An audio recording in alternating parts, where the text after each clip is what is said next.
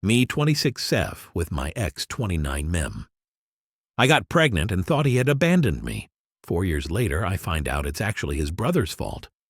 Plus, update. Original post. I have no idea how to even explain my situation, but I'll give it a try. I'm aware how weird, unique this is. I mean, if it weren't happening to me, I wouldn't believe it. This is long, but the backstory is needed. I apologize for grammar mistakes as I'm still a little frantic. I've known my ex-boyfriend since we're teens. I'll call him David. We met when I was 15, and he was 18. We lived next to each other in a nice neighborhood. We also lived closer to a small meadow, and just a little farther from that meadow, hidden among so many trees, there was this small river. I'm not doing this place justice because English is not my native language, and I'm sure I'm not describing it as well as I could, but it was an amazing place which I used as a little hiding spot whenever I wanted to get away from my parents or people in general. I used to think no one really knew about that place, and if they did, they didn't really bother coming there because through all the time I was there, I never actually saw someone else there besides me. Imagine my surprise when I go there one day and find David sitting by the river. At that time, we'd seen each other around the neighborhood, but that's it. Anyway, that day we started talking and became very close. Not intimate because I was 15 and hated the idea of dating, and he was 18 and wasn't known for long-term relationships. So we get pretty close, and I meet his family. His mother was the sweetest thing. His dad, I remember, was gross, stupid jokes, sexist, ignorant. To which he, David, told me not to mind him. I didn't mind. And then there was his brother, who we'll call Patrick. This is turning out to be long, so I'll be short here. Patrick was just as bad as his father, except no one could deny he really did love and care for David. I don't know how to explain it any better. Patrick was gross. He thought girls were meant only for sex. He was a fucking racist homophobe with no fear of letting it be known. But when it came to David, Patrick was always there for him. He was overprotective of him, and I remember that made me feel a mixture of sadness, anger, because if he could love his brother so much, then why the hell couldn't he be a better person? Anyway, my friendship with David only grew, and I should make it very clear that if Patrick was like his gross father, then David was like his mother, no doubt. David was sweet, caring, his worldview was similar to mine. He was not a racist nor a homophobe, and was always clashing heads with his brother because of that. So let's speed things up. We become a couple when I'm 17 and he's 20. Things are incredible and our relationship is good. He's not my first relationship, as I'd gotten over that no dating thing and dated other guys during our period of friendship. I literally have no complaints about him as a boyfriend. The problem was Patrick. Yes, that man had no problem with me when I was just David's friend. But as soon as I became the girlfriend, Patrick started treating me and David horribly. If we were together, Patrick would call and ask David if he was spending time with his little whore, which made David tell Patrick to fuck off and hang up the phone and spend the night with me. He'd apologize, and I'd say it wasn't his fault, as it really wasn't. He'd stood up for me more times than I could remember. I never let Patrick's comments bother me, and I'd usually flat out ignore him whenever I saw him. He was an asshole and didn't deserve my attention. So Patrick became insanely jealous. He thought he was losing his little brother, and it was all very stressful. And it only came to a stop and got a bit better when David told Patrick to either cut that shit out or he'd cut him off from his life forever. He told Patrick that if he ever so much made a nasty comment about me, even if behind his back, he'd go on pretending he didn't have a brother. That shook him up a little and the comments stopped, although he'd still call when we got together or roll his eyes whenever he was in our presence and saw us being cute or whatever. I know how much the situation hurt David, because even though he was aware of how nasty and simple-minded his brother could be, it was still his brother, and he loved him. I was blessed with loving parents, but I understood David. There were times when he'd break down and cry because his brother had gotten into trouble again, and I'd just feel mad and heartbroken. Sadly, I didn't really know then what I know now about abuse or manipulation. For instance, I know Patrick really did love David, and he knew David loved him. But he was deathly scared of someone else, me, taking his brother away from him, so he'd try to manipulate David with sentences like, "You know when this bitch leaves you, you'll only have me in this whole world." Lovely, isn't it? The years passed. I was still very much in love with David, and David with me. I was 22 and David 25. I was considering studying abroad, in France. It wasn't set in stone, and while it all sounded very dreamy and marvelous, a big part of me didn't really want to go. It's just that my parents were so proud of me and about the opportunity, and they've always been amazing to me. I didn't want to let them down. So by this time, I was still living with my parents, but David was renting an apartment and living with a roommate, and his brother would visit every now and then. I could see that he still hated me, but given that David and I had been dating for such a long time, I guess he just accepted me into his little brother's life. Patrick hadn't changed with age and was still unpleasant, but a bit more behaved. When I told David the news one night, he was visibly shaken. I said I didn't know what I'd do yet, and we tried to carry on with our date, but the mood was ruined and we had a fight. He said he understood my side, but that it wasn't like I'd be a few hours away, I'd be in France. I told him that a lot of couples make things like this work. For the record, I was talking out of my ass. And I tried to convince him that it wouldn't be that bad. It didn't work, but once things cooled off, we just agreed to talk about it when I knew what I wanted to do. The thing is, while this France thing started more as a way to make my parents proud, as the days went by, I started liking the idea, really liking it. I'd be studying literature and journalism in France. I could write a novel about how I was feeling torn and how I went back and forth on the issue, and I'd end up choosing David every time. But I guess I let this small worry in. What if I'm really throwing a great opportunity away? What if I didn't take it and stayed, and then, years down the road, resented David? Resenting him and blaming him scared me way more than leaving for a while and then coming back to him. I'd made my decision, and when I invited him over, I didn't even need to tell him because I was already crying. We had a huge fight, and he begged me not to go. He said he supported me and whatever I wanted do with my education, but that I didn't have to go so far away. He cried, shouted, begged, and I did the same. I'd be leaving in 2 months, and I asked him to stop fighting. We could be LDR, and I wouldn't be gone forever. I'd come back to him. He was mad and wasn't listening to me. He wanted to go home, but I begged him not to, because he was angry, and I didn't want him driving angry. I'm paranoid about this sort of thing.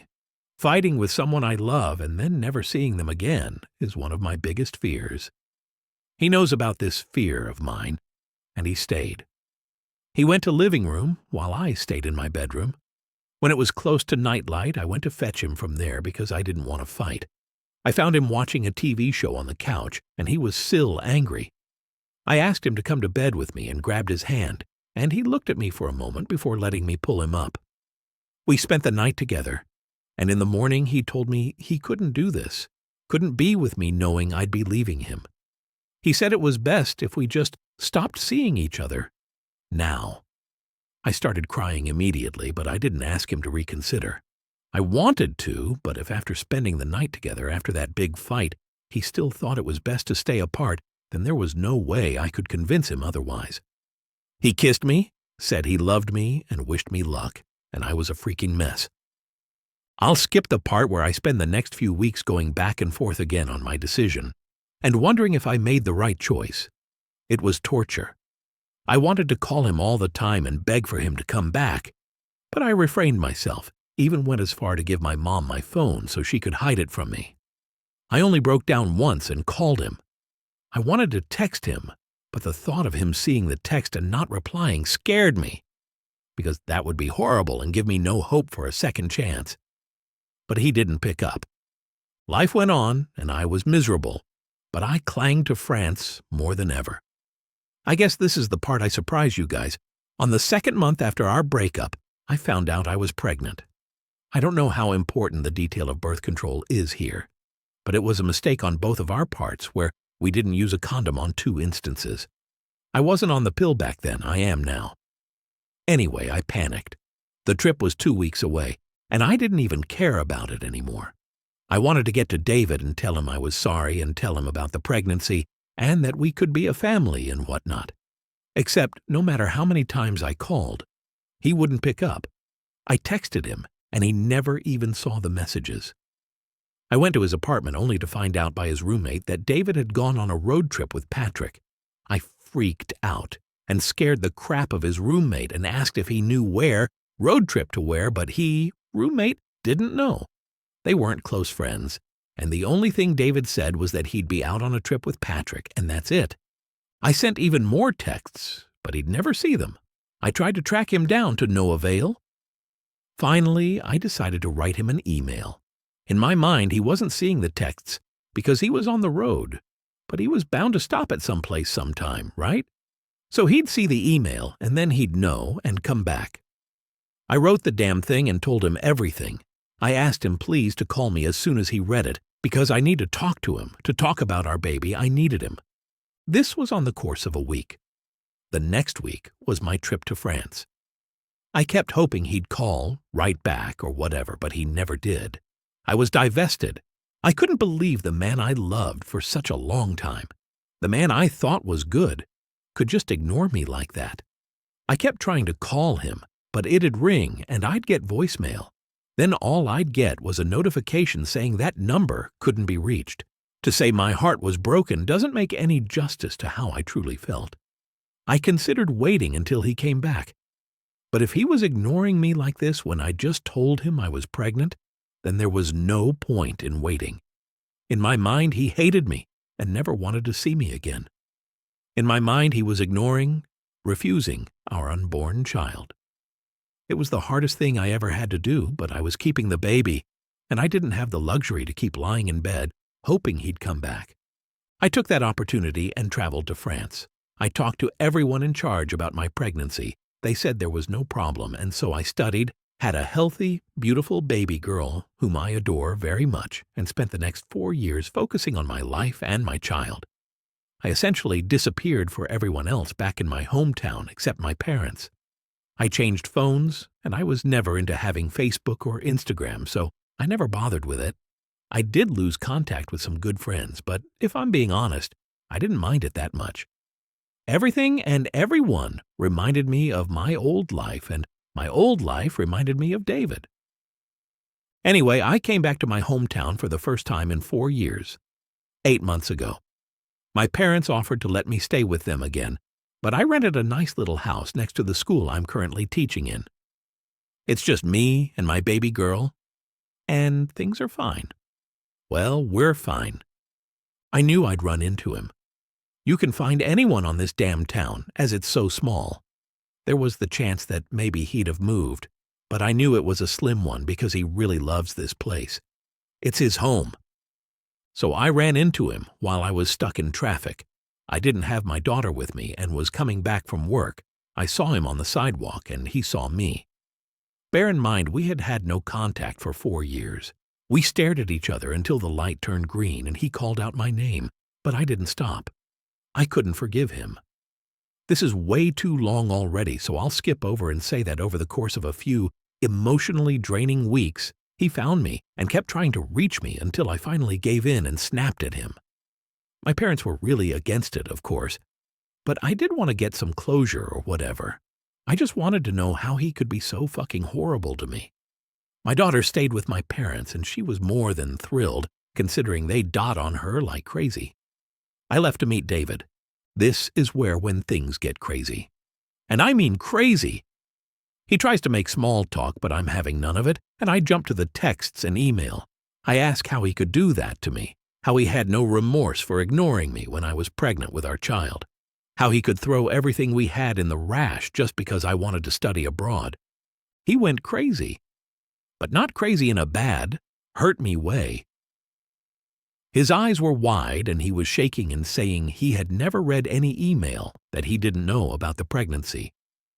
He kept asking if I was telling him the truth, wanting to know if I kept our baby. I wasn't having it, and I asked him to tell me How in the world couldn't he have seen the email or the texts? He told me that as soon as we broke up, when he left that morning, he told his brother. I can only imagine what his brother said about me. But anyway, his brother came up with the road trip and forbade him to bring his phone, as this was going to be a brother's trip, and Patrick would help David get over me. When they came back, Patrick erased my texts from his phone for him.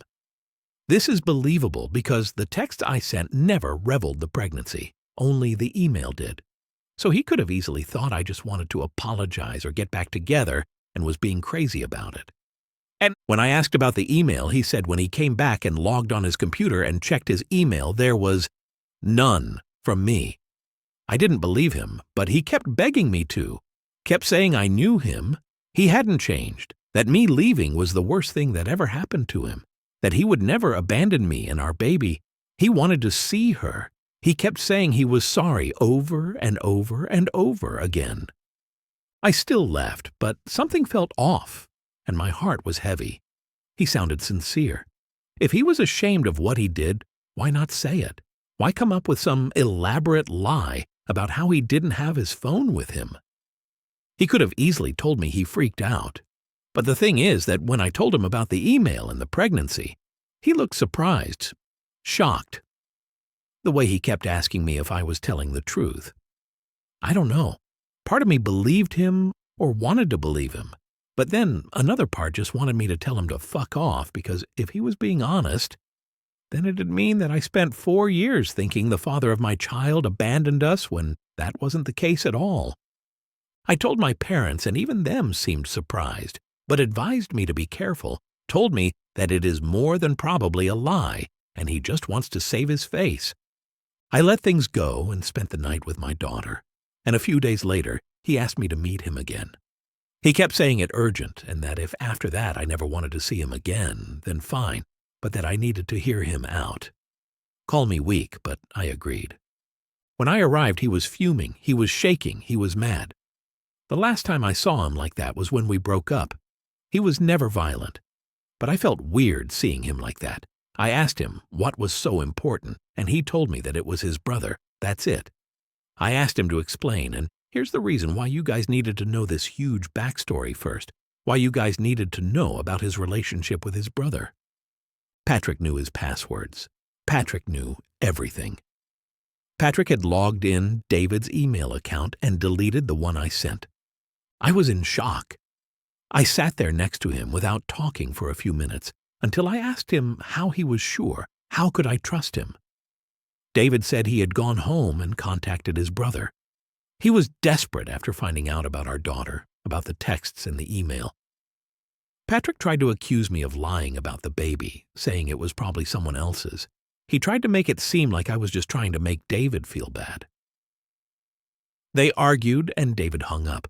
I don't know if remorse kicked in, but Patrick called him back an hour later and told him he had logged in and deleted the email because he was afraid David would come back to me and forget about him. He claims to not have read the email, that he didn't know about the pregnancy either, but I'm sure that's a lie. David told me all of this while apologizing and crying and begging me to believe him. I was shocked, stunned, frozen. If it's true, all that suffering happened because of Patrick.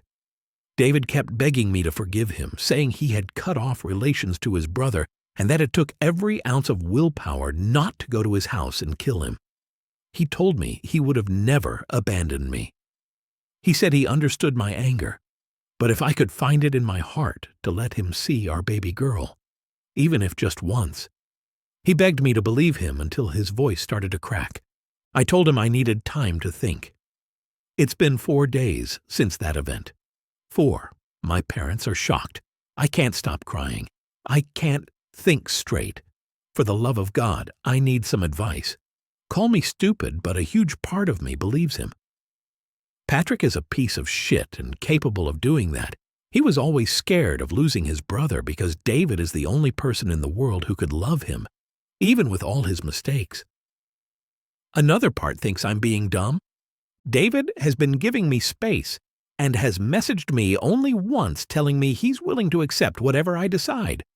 I don't know what to do. I need to think about my daughter. If it's true, then I don't want my baby to grow up without her dad.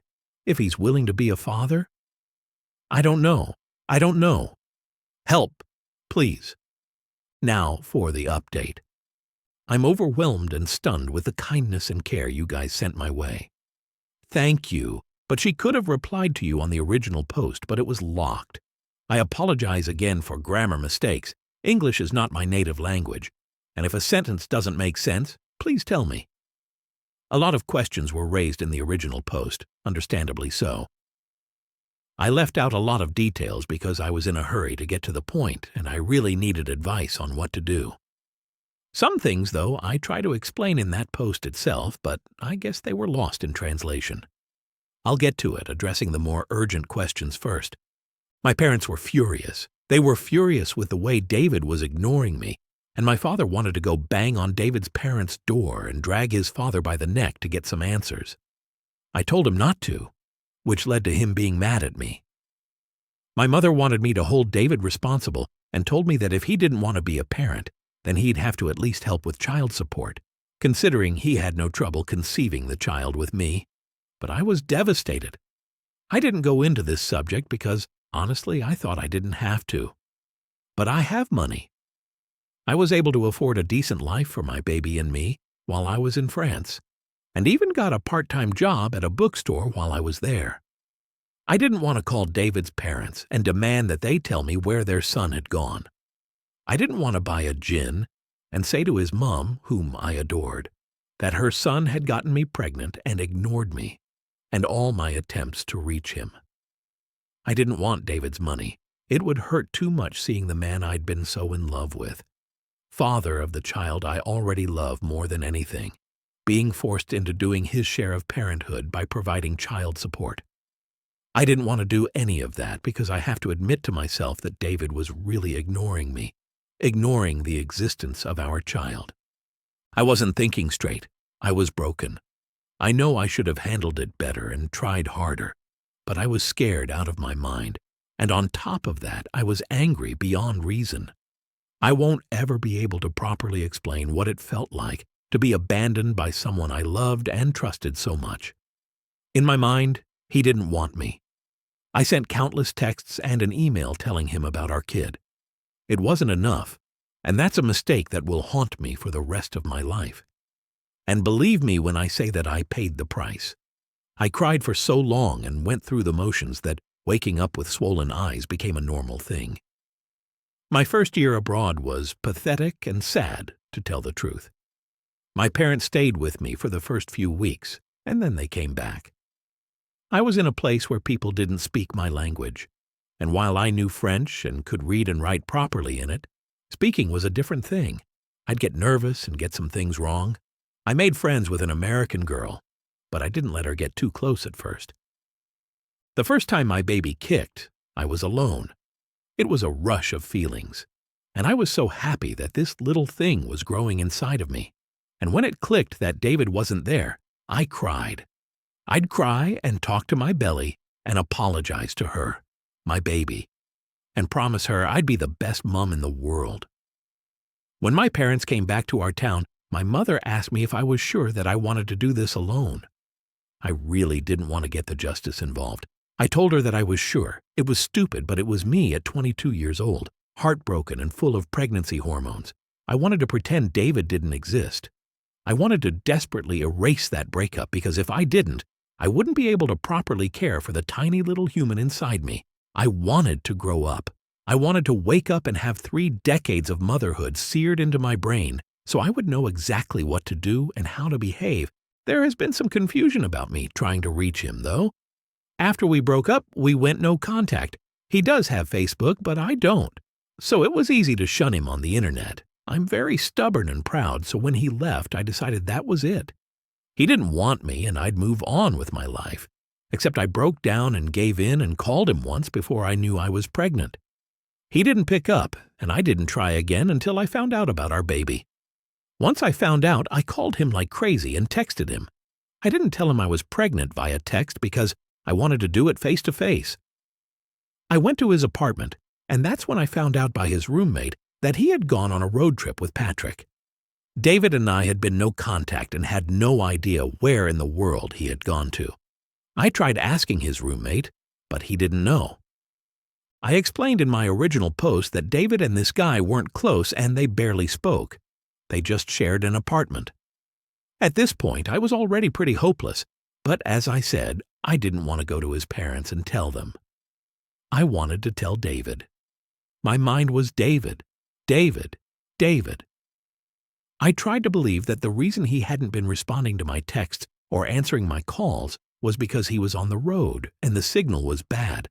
I let myself believe in all the ridiculous theories my mind came up with because I couldn't believe he was really ignoring me. Meanwhile, the day of my trip was close, and I was ready to cancel it if there was a chance David and I could be a family. I couldn't postpone the trip. It wasn't even an option. I wasn't flying out to France for vacation. I was going there to study. The classes would start soon. I had this opportunity and I could either take it or leave it. Since David wasn't picking up, I had to keep this trip as my backup plan. I had no way of tracking him down, especially not knowing where he went and refusing to get his parents involved. So I sent him an email telling him about the pregnancy, saying I wanted to tell him face-to-face, but that he left me no choice. I sent the email exactly 1 week before my trip. I gave him enough time to read it and call me. He never did. I waited like crazy to the point my mother would argue with me because I was so miserable, and then I'd hear her crying to my dad in the next room. It was a small town, and people did talk about me. They didn't know I was pregnant. They just knew I left. My parents would call me with updates now and then, and they'd tell me people were asking where I was. My mom would politely answer that I was traveling and leave it at that. Ever since I came back, few people have talked to me about my trip. Mostly, they talk about my daughter and wonder when I had her. I had no problem telling them that I had her while on my trip, and that I'm a single mom. I usually take the hint and don't ask about the father. Small towns in real life aren't like in the movies where every single person sees you and immediately approaches you, wanting updates about your life. They have their own lives to mind. Sure, there were some gossipers here and there, but I never paid much attention to them. My parents wanted to destroy David and his entire family, but I begged them not to. I just wanted to forget. I told them to pretend they didn't even exist, and if they saw David on the street, then to ignore him. One day, my mother called me and told me she'd run into David at the grocery store, but he was in another aisle. He did see her, but my mom just took off. Another time she called me and told me that David had knocked on their door late at night. He didn't answer. All David knew was that I was gone on my trip, and my parents had suddenly stopped talking to him. All my parents knew was that David was the scumbag who knocked up their daughter and left her. And now, trying to explain his actions, David couldn't reach me because I changed my phone number and got a new email, which I disclosed only to my parents, teachers, and job applications. After that, I told my mom I couldn't keep hearing about David anymore because it was too hard to move on. I didn't want to know what he was doing. I wanted him to disappear from my mind completely. No one but my parents and very close friends knew about my pregnancy. No one.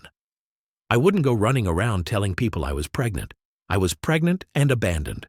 I'm a private person. One close friend who knew happens to be my best friend and the godmother of my baby. We met in junior high, and then she moved to another city, but we kept in contact. Likewise, she was also furious with me and my decision to not ask for child support and just wanting to move on.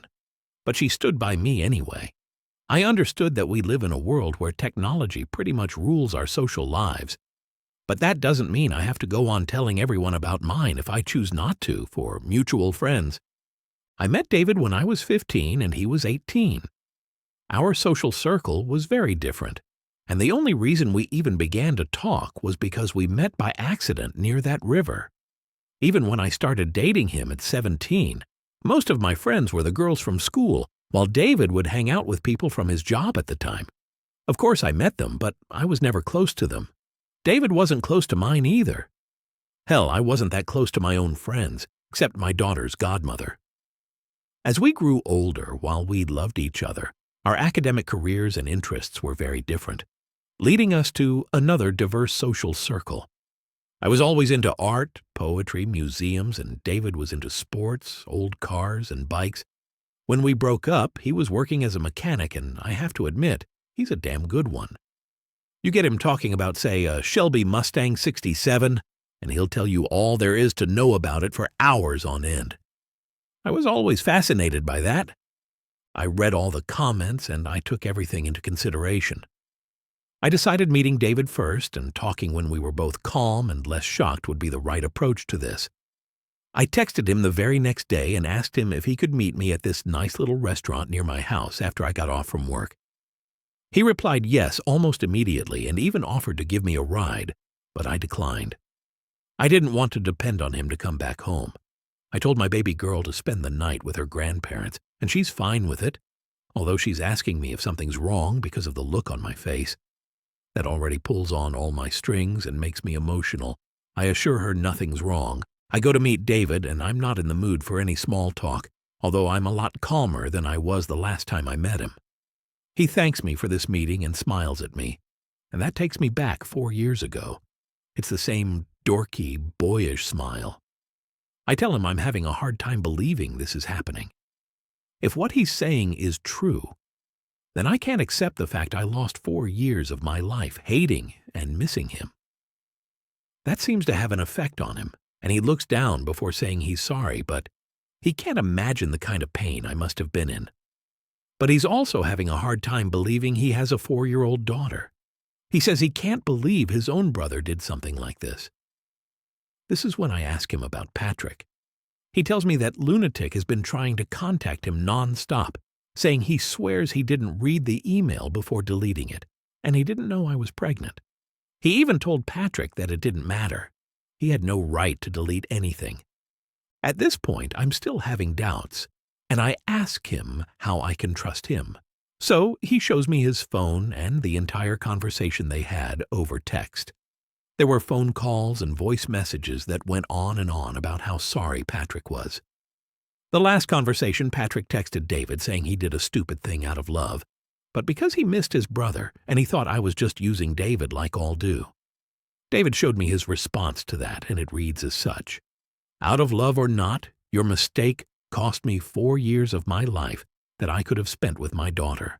I can't and will never forgive you for this. You have some serious problems, and I hope you get treated. But I can't feel anything for you except pity. I didn't ever want to see you or contact you again. Hope he continues. I read it over and over again as I scroll through the messages. I see that he's been ignoring and arguing with his brother since the day I told him about the baby. While he could have easily fabricated all of this, I'm inclined to believe him a lot more now. He tells me that ever since he's been true to his word and has cut his brother out once and for all from his life. Soon as it hits me that it's true, I start crying. Not sobbing or anything like that, but I can't help it. David is biting his bottom lip and waiting for me to compose myself. It's a town that is too surreal. I tell him sorry. I tell him that part of me still hates him. He says he understands. There's a few seconds of silence before I tell him that our daughter is amazing. He beams up at that. He asks me how she's like, asks me to tell him everything, and I do. I tell him about everything that she does and what she loves and hates. I tell him she hates peas. He laughs because he hates them too. He asks me if he can meet her, and I hesitate a little. I tell him there's a lot we need to discuss yet. Ask him if his parents know. He tells me that they know he fought with Patrick but don't know the reason why. He says he thought that was something we should do together. We talk a lot throughout the entire night, including if we dated or not. We both did. I mean, he had a long-term relationship with a girl that lasted 2 years, but he broke up with her. I only had a small thing because I was focused on my studies, and I had a baby to look out for, and absolutely no time to date seriously or even think about falling in love again. When we're done with dinner, I tell him he can meet our daughter. I can't even describe his reaction properly because it was so sincere. It made my heart melt. He cries. I cry. I'm pretty sure everyone's looking at us, but he thanks me over and over. I tell him we'll take it slow and not drop the bomb on her right away, and he agrees with me. I swear, I was doing a good job keeping things between us strictly about our daughter and filling in the blanks of our past. But when we were about to leave, he stood too close and told me he still found me the most beautiful girl in the world. He used to tell me that a lot, even when we were just friends at 15 and 18. I smiled at him because I didn't know what else to do and told him we'd meet the next day at my place. The day after, I let him meet our daughter. I introduced her to him as a friend of mine. My baby girl is still, well, a baby. She's very smart and funny. She likes to talk a lot, but she also likes to spend time playing and doing her own thing. She was very nice to David, who in turn was trying very hard not to cry in front of her. Not from sadness, but because he was emotional. So was I. We had dinner, and I prompted my daughter to tell David about her favorite things to do, favorite TV shows, and so on. She talked for hours, and David would nod and smile and engage her. At one point, she admitted how much she loves horses, and David just exclaimed that he loved them too. I laughed because I knew that secretly, he's afraid of them. My grandfather owns a farm. We used to spend the holidays there, and David would always refrain from getting on a horse because apparently he'd fall and break every bone in his body. But soon after, my daughter looked at me and asked if she could go play with her toys. I glanced at David, and I could see how sad he looked. I tried to get her to stay with us a bit more. But David himself told me it was okay.